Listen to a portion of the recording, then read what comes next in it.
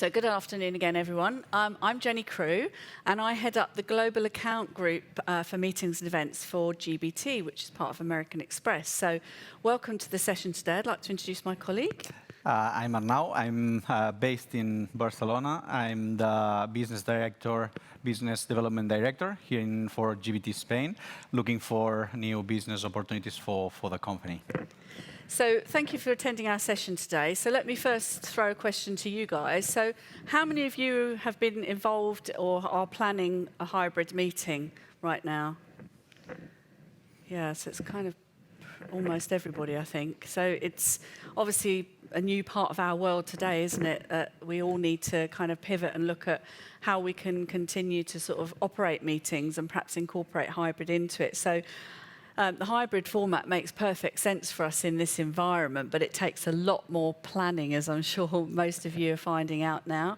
And therefore, today we want to try and share our knowledge with you that we've learned in our global teams, executing hybrid meetings, and see if we can share some of that content with you today. So at the end of the session, hopefully you'll have understood from us, how to determine whether or not the hybrid format is appropriate for your meeting, what budget considerations should you, encounter, and what do you need to factor in, and also a step-by-step considerations to help you kind of map out what you need to think about in terms of the attendee experience, like the virtual versus the in-person attendee, and then also some engagement strategies to see how you can make sure that you're engaging with both audiences equally.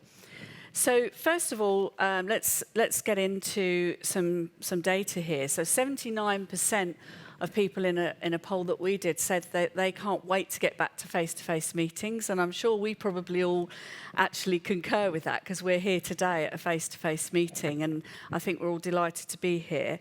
But Arno, what do you think drove those poll results and such a high percentage? Well, I think that we have managed incredibly well with these virtual solutions during the last couple of years. But we really totally think that it would never be compared to what we have achieved with face-to-face meetings. So virtual meeting fatigue is real. So we are seeing that our customers, they are tired of virtual meetings.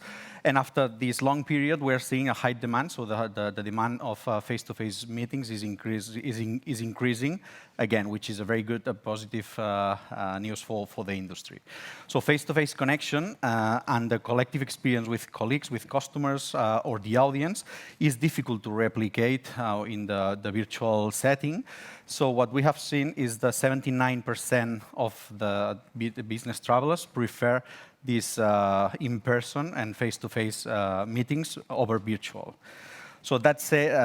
As face-to-face meetings planning are growing up again. So for many and different attendees are not always to be able to play. Sorry, again.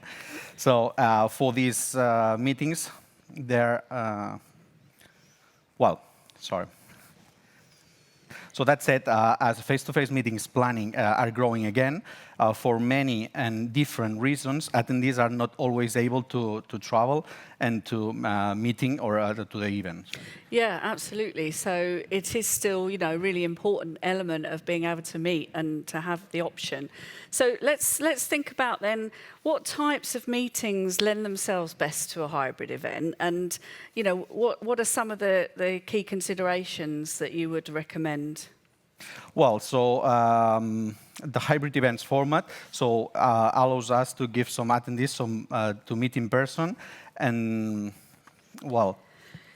Yeah, so I think we also need to consider like how far in advance things are being booked as well. So it's really important to look at a lead time, a good lead time, because basically it takes a lot of planning, as we've said earlier. And we also need to factor in the costs and what different types of venues you'll need to be able to facilitate a hybrid meeting. And compared to virtual meetings, hybrid meetings are so much more complex to plan, and it's really often like planning 2 meetings and the associated costs with that. So it's really critical as well that you select technologies that are going to work well for you depending on your objectives. And also, there are big cost considerations to that, and also a need to have much more production support to make sure that you're able to operate with these technologies and that you have an expert there to be able to facilitate those for you. And it's obvious that certain meeting types are kind of more compatible to hybrid than others. So I think that we have found some meeting types are much more successful as a hybrid or as a virtual, and others just you cannot replace that face-to-face interaction as easily. Yeah, so like for example the incentive. So incentive trips Yeah. is not an option for hybrid events. So it's not going to be much fun joining as a Exactly. virtual attendee, watching everyone else have the fun. And yeah, so it just doesn't work, does it? So maybe let's ask you guys, I mean, what sort of meetings have you found work well as hybrid and what doesn't work? Anyone from the floor? Any learnings from you guys? please, yeah. We've got such a bright light, Yeah. it's hard to see anyone holding up their hand. Yeah. Yeah. Jenny, sorry, Martin from Conference Studio. Oh, hi, Martin. With you, actually, earlier on this year. And that worked when there was a moderator and two panellists discussing, a topic with a very, with an online audience of 30 or so people. That, I thought, worked quite well. But It was probably a bit more educational, wasn't it? So we were imparting information to them. it was, and it was less scripted, and it was quite natural flowing, and it served quite a straightforward purpose. When you start getting into bigger events, it becomes a far more challenging aspect. And I think the thing that people need to remember is that sense of touch, of smell, of sight, those are the things that help us remember the knowledge that we're experiencing, that help us remember those experiences. And that can get very lost when you're sitting in front of a webcam because you do not have those senses. It's very one-dimensional, isn't it? It's Yeah. the same experience regardless of which event it is you in a webcam. So to actually retain that information is far harder than if it was in a live environment, in my view. It's interesting as well, selling, isn't it? Selling in a virtual environment, because we buy people, don't we? We buy people. It's hard to show your personality just, in that one-dimensional screen. I mean, has anybody had like what they think is a really successful meeting, apart from Martin, obviously, or what hasn't worked well at all? Maybe you're all a bit shy to share your experiences with me at this stage. Okay, that's fine. So let's move on to the next part, which is really thinking about what are the key cost drivers for this? So we mentioned earlier that it can be really expensive to plan a hybrid event. So we're going to go into sort of some of the cost drivers for the hybrid events. Arne, maybe you can take us through. Yeah, sure.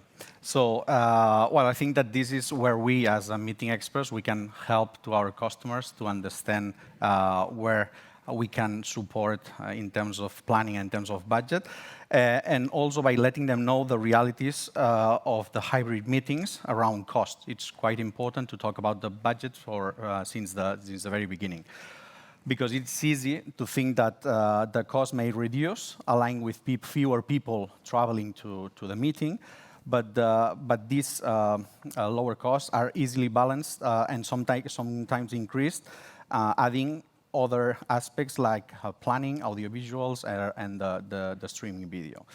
So it's a reality that hybrid meetings can be equivalent to the cost of two different meetings. So because we are having at the same time the face-to-face, and then we are having the virtual meetings. However, knowing all these costing levels that we are seeing here will help to control and reduce these surprises after the event. Yeah, it certainly resonates with me and probably a lot of you that often, because it is like planning two different meetings, you've just got all that additional cost. And I think the other piece as well is that in order to really give a professional experience to both virtual and in-person attendees, you really do need to have the right technology and the right production, maybe pre-recorded videos, and all of these things really start to mount up in terms of the cost. So it's certainly the case that I've found with events that I've been involved with, and I can see lots of you nodding and obviously have experienced the same type of challenges in that.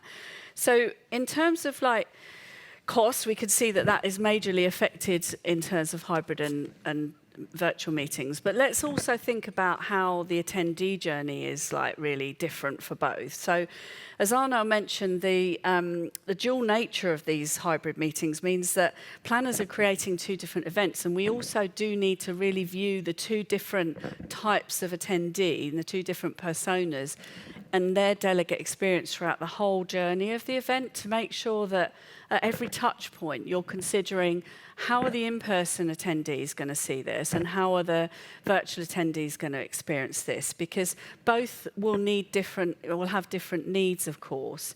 And no one likes to feel that their experience is kind of substandard or they're not, getting as good an experience, especially if you may be conducting a paying event. How are you going to make sure that virtual attendees have just as good an experience?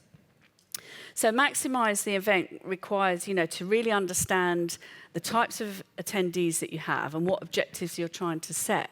So as we would recommend, and I'm sure you guys as meeting arrangers would recommend, you always need to look, first of all, at the objectives of the meeting and how you're going to meet those objectives for the two different types of attendees coming. And so I'll take you through some ideas in a bit more detail on that in a moment, on how you could think about that. But we've got here a wheel of all the different aspects that you will need to consider and that we recommend that you consider in terms of touching, the two types of attendees and things to consider when planning the event. And so let's walk through some of these in a bit more detail because we've got a lot of insight to share with you. So first of all, we're going to talk about the communication and how we can, help start the whole event off better by thinking about the communication. So Arno, you're going to take us through this. Yeah, so communication is key to engage the audience, and we have to do it from the very beginning.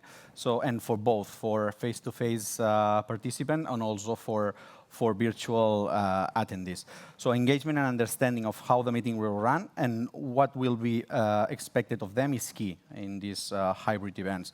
So for face-to-face attendees, where there are less or least changes from an experience perspective, however, nowadays it's really important that we make them feel comfortable regarding precautions and local regulations to enhance their experience also. Yeah, absolutely. I mean, I think probably all of us experience for coming here to this event that, IBTM had to, pivot at the last minute to change the requirements for actually entering the event and to show the COVID pass, etc. And this is what I think all of us as delegates and for our, attendees that we're inviting, we need to remember that everyone has a different anxiety level, and the more that you can communicate what's going to happen in advance of the event and make sure that they feel comfortable about how their considerations are being met. So maybe, over-communicate, talk about the fact that there'll be, what the cleanliness protocols will be in the event, what the social distancing will be like, what testing they're going to need. All of those things need to be really clearly communicated, much more so perhaps than we ever did in the past, to give that level of reassurance for the in-person delegates. And then also there's a massive focus now as well on the health and wellness of the delegates. Not that we didn't care before, but obviously there's a heightened feeling of anxiety now. So it's really important to think about the health and wellness in the meetings as well. So how can we do that, Arno? Well, obviously we can use APP. So APP it's very useful to communicate with all the audience at the instant when we need to get in touch with the audience. And then health and wellness is really important for both, again, for face-to-face and virtual. So we need to consider both types of attendees. And as said before, it's important for face-to-face to make them feel comfortable, like you are here, you are with social distancing, you have you follow the regulations that they are in place right now.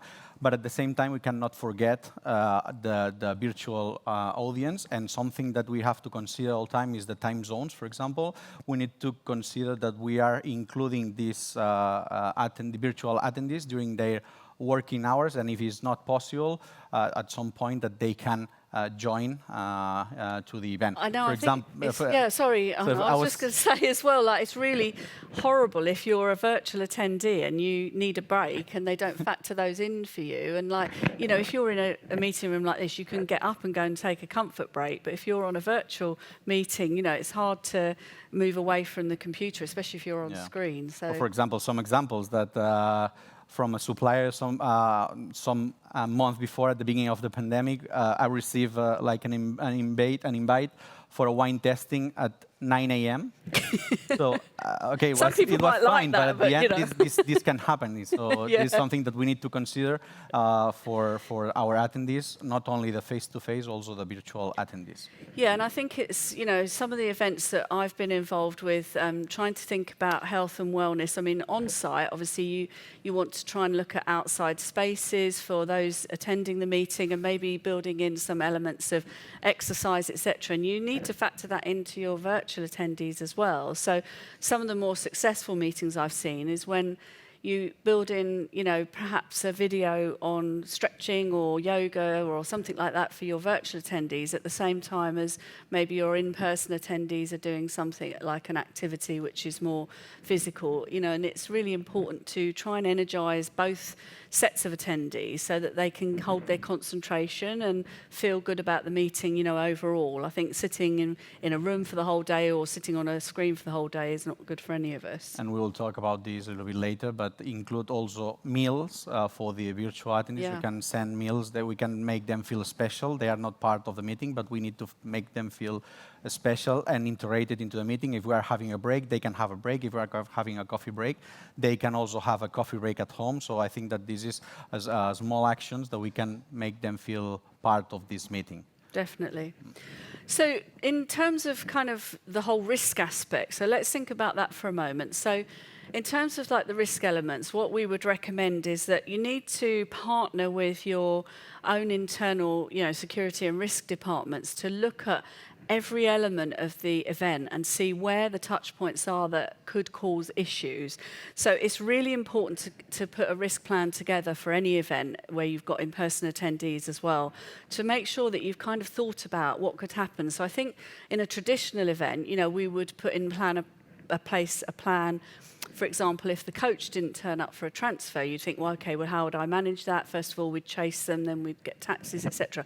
But in this environment, it's really important to map out more eventualities that could go wrong. And a good example that I can perhaps share with you is an event that we did recently where we had an incentive and loads of lovely activities for the attendees. It looked amazing, actually. But what happened was that the country put in place an evening curfew within 2 days of the event taking place. So we had to put in place our risk plan, which meant that we had to bring all of the... bashing the microphone with my enthusiasm. We had to bring all of the evening activities within the hotels where the guests were staying, because they weren't allowed out then of the hotels after 9 p.m. So we had all these evening activities and different venues that they were going to. So we had to pivot and do that at the last minute. So there's all these unforeseen challenges now that we've got to build in as well. So it becomes even more critical to have your risk plan in place and your disaster recovery plan in place as well. So that's just an example of, you know, one of the strange situations we've faced. So I promised that we'd go into a little bit more detail about, you know, attendee experience and how we think about addressing the different needs of the virtual versus the in-person attendees. So let me just kind of go back to that a bit. So thinking about the different personas, it's really important to use that graph I showed you, map out the different pieces that you are going to do for the different attendees. So one of the pieces that you referred to, Arnab, is the technology. So with a mobile app, you've got the opportunity there to equally communicate with both audiences. So that's a good tip to, you know, ensure that you can use something that would enable you to communicate with both. But then also as well, you can use some of the event for the different elements to network with each other. So I've got differing views on this. So when you have a breakout session, you can either combine the virtual and the in-person attendees together, But in my experience, it seems to sometimes work better if you separate them. So if you had a breakout session with just in-person attendees, and then, you know, when you're in a room and you're talking together and you have like some anecdotes and maybe people will get up and walk around the room, that's very distracting for people that perhaps are virtual. You know, to have someone walking around, the sound may echo in and out and they may not be able to see who's talking and saying what. So maybe by having separate breakouts and the virtual attendees being in one together where they see each other on the screen versus the in-person, perhaps could work better for your event. So think about what you're trying to achieve and your different attendees that are there and see what you think would resonate best with them. And then don't forget, as Arnaud said as well, about the time zones. You know, if you're doing a global meeting, obviously it's going to be bedtime for someone somewhere. But it really is important to consider their well-being and the break times and try to factor those in as well, so that perhaps there's some on-demand sessions that they could view in their own time zone, and then there's some parts of the sessions which are joint. So that's really important for kind of like the wellness perspective of it. Nobody wants to be at a conference in the middle of the night, I don't think. I certainly wouldn't. But this is still happening. Yes. We are still receiving some invites at 3 a.m. in the morning, so it's... Yeah, absolutely. I think oh, there we go, bit stuck. Okay, so the next piece I just want to touch on as well is suppliers. So obviously we've got a lot of suppliers here today, and I cannot emphasize the importance of working with preferred suppliers. So where you have a relationship with preferred suppliers at the moment, you will have probably talked to them already about what their cleanliness protocols are, what their social distancing protocols are in say, venues. And you will know already a lot of that information from your, you know, close relationship with the suppliers. So that will already give you a head start in planning your event in terms of understanding what, you know, you can expect from the supplier. And also there's a bit more consistency maybe there with understanding if you're doing a hybrid event with 2 different locations, maybe they do have the same facilities in each location because they're more of a standard hotel offering perhaps. But in addition to that, what we're seeing now in the industry is a lot of what we call stacking, where actually customers are requesting the same space, the same, you know, dates. And actually, it now seems to be a bit of a seller's world where some suppliers now are picking the event that they'll go with based around whether or not it's got better payment terms, have they got a better relationship with that customer, and they know they're going to get future events from that customer because they work in a close relationship together. So it's really important to use your relationships, and actually that will also help you with your contracting because, again, as we've all experienced throughout this pandemic, you know, the cancellation terms, your attrition terms, you will need that flexibility and you will want to be able to, you know, have that in and offer that. So, of course, it's really critical that if you've got, you know, strong preferred suppliers, they're likely to work more closely with you to achieve your objectives there. So I think that that's a really key point. And then you're probably fed up with me talking, so I'll try and whiz through this and let Arnaud say a few more. But technology as well. So obviously everybody, the buzzword is technology, technology. You know, we're now in this virtual environment. We've got, you know, all these great tools. We can do a conference. We can go and visit booths. We can have a mobile app. Then we register online. There's so much technology out there. How do you pick what is the best technology to use for your event? So our advice would be, go back to your objectives. What are you trying to achieve? Where do you need some technology to help you facilitate that meeting? So you may need some, event app. You may need online delegate registration. You may need some streaming facilities, etc. But think about what you're trying to achieve at each level. Don't go for the glitzy ball. Oh, that looks great. They could do this. They could do that. They can do the other. Do you need that? Are you going to use it? Pick what's right for what you need. And my advice as well, and our team would always say, think about technology is the enabler. Technology is just the enabler to facilitate different parts of your meeting. It's not there to drive you and say, well, let's have a meeting on that because it looks great and we could do this. Think about it's just the enabler. And obviously, ask the experts, ask your meeting planners, what's the recommend the technology that's right for your meeting as well. And I'm sure they'd be happy to help you. But it does also mean that obviously planners have had to really upskill in different technologies over the last 18 months. So we are demanding a lot of them in terms of being able to work with all this technology. And diversity as well. So most of us that work with global customers or in global meetings will know that from the US really was driven diversity programs. So using maybe minority-owned, handicap, women-owned, although women are 50% of the population, so I don't know how they made that definition up because I wouldn't call myself a minority. But it's obviously a lot of diversity initiatives, and lots of customers would like to build in diversity suppliers to their meetings. And we can, often overlook this if we're outside of North America, where it's a more of a measured piece. But I think that we can all consider diversity as well with our meeting attendees. So even if you're using certain diverse suppliers, we mustn't forget the diversity of the attendees that may be coming. So don't forget to consider that people may have different food and beverage requirements, obviously, but different times of day may be more sensitive to certain groups of people. And obviously you just need to consider who are your attendees and be careful to their needs as well, and to be considerate of all different types of attendees.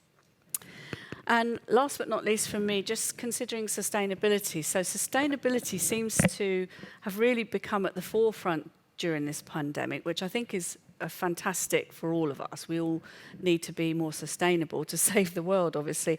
But a thoughtful planned hybrid event can really help with sustainability goals, because if you're offering some of the attendees to attend virtually, then you're already reducing your carbon footprint from the travel.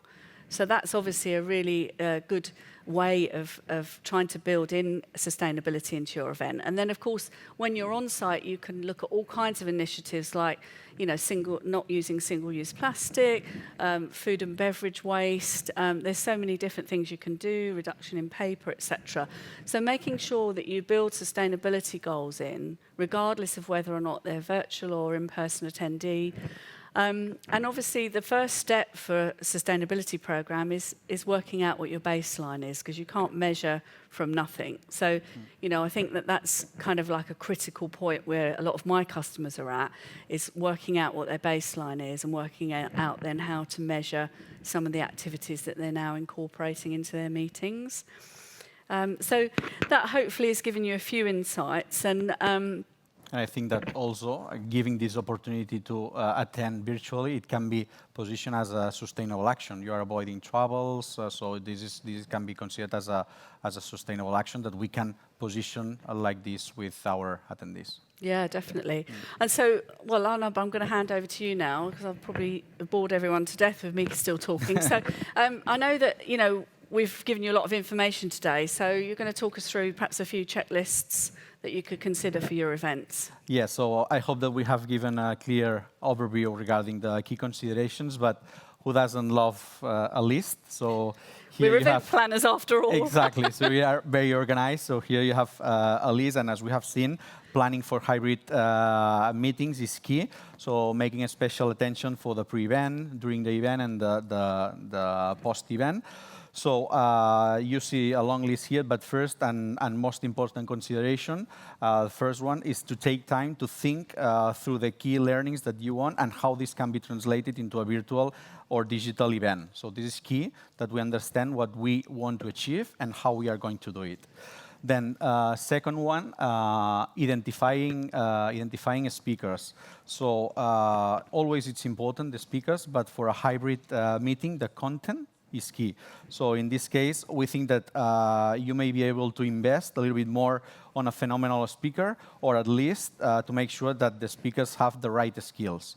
So that being said, you will need to engage both, so face-to-face and virtual participants, and speakers will need to present to the audience, but at the same time to talk to a camera to involve these virtual attendees. That's not easy to do, is it? I think, with the rehearsals that I've done, it's really difficult to make sure you're engaging with a camera at the same time as the audience. And I think my tip would be rehearse, rehearse, Yeah. rehearse. Well, the point is that we have organized face-to-face events and experienced speakers, then changing to a virtual. So it's not easy to speak to a camera, so it's different. So this is important, the rehearsal. So that's an important point.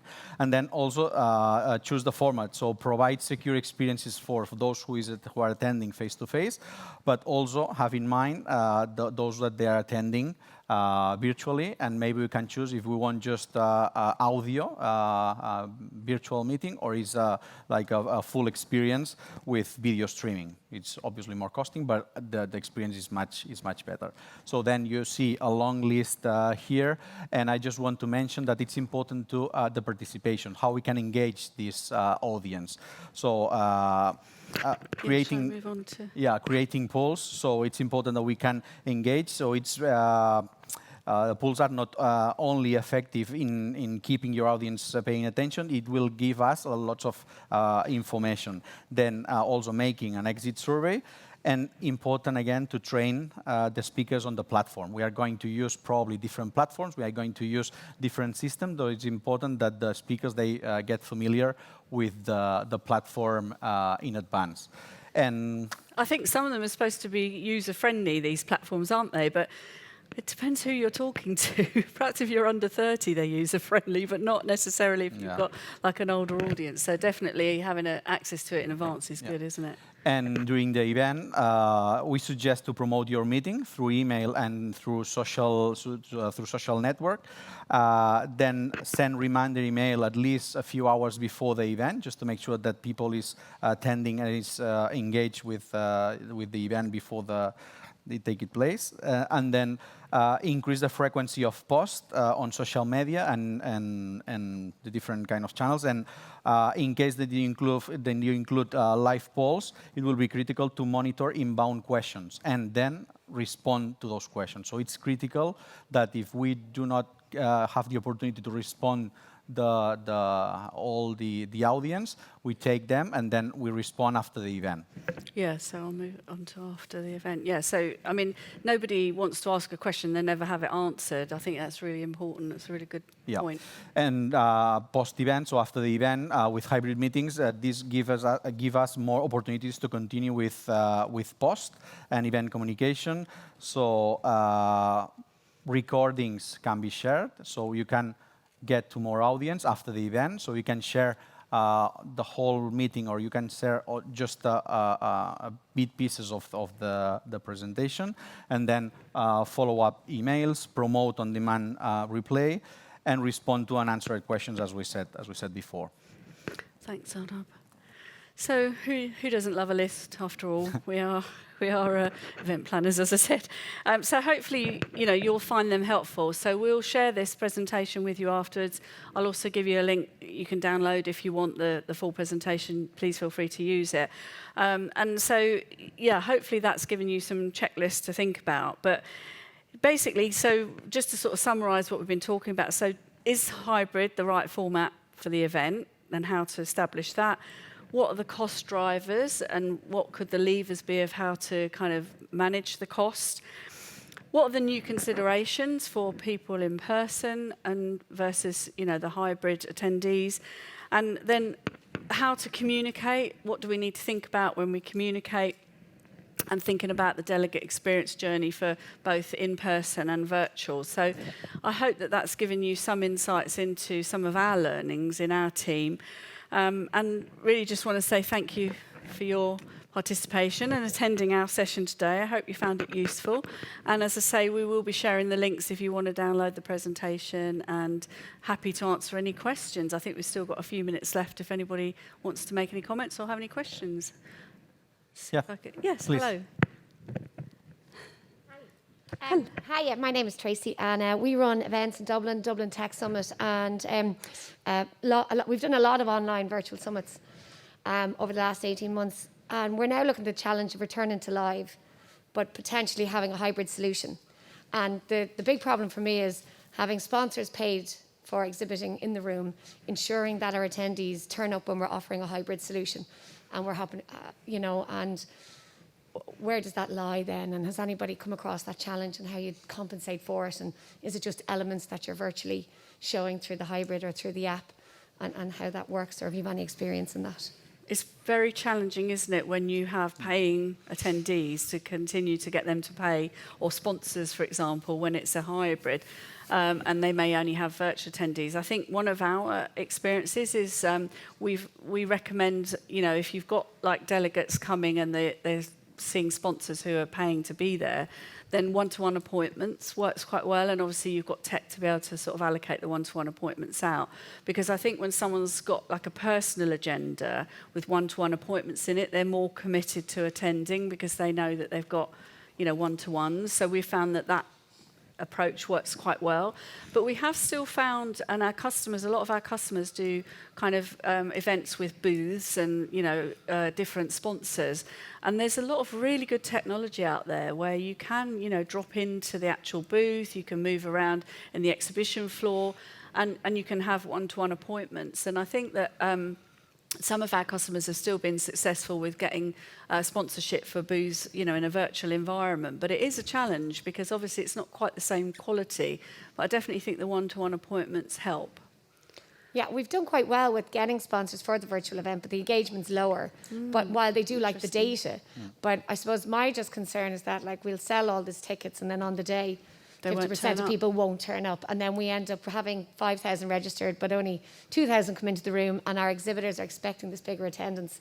And I know there's no magic wand, but it's just, how do we get over that challenge and just, fingers crossed they all turn up, It's actually slightly different to what I've experienced so far, is that I've found more that for virtual attendees, they tend to, join, because especially, if you could, I don't know if there's any way you can deliver some of it on demand, so that I think sometimes if the slot's too long for the meeting, you know what I mean? If it's like the whole day or 5 hours, people will think, it's only virtual, I can't give up that much of my time. So maybe making some of the delivery sessions on demand, and then their actual attendance can be limited to certain slots to give them time to do things in between, and then just catch up on the on-demand sessions. We did a poll actually with healthcare professionals some time ago, and they actually said that they prefer to be able to pull some of the on-demand content for some of the things that they have to watch and engage with. Because it meant that they could fit it into their day. So I think maybe the flexibility of the offering could be something to tempt them as well, just not expect them to attend for too long live. And have you any experience of people who've maybe ran a live show? I know that they're doing this similar here, that they're doing a live show today or the next 3 days, and then there's in 2 weeks' time, there's a networking event for buyers.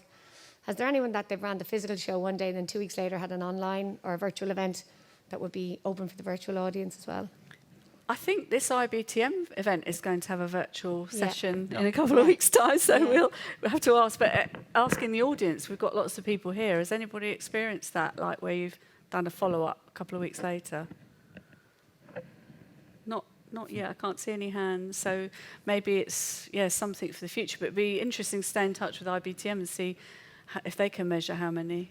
Thanks very they much. get from this. Yeah, interesting thoughts. Yeah, Thanks lots of challenges. Thank you. Thank you.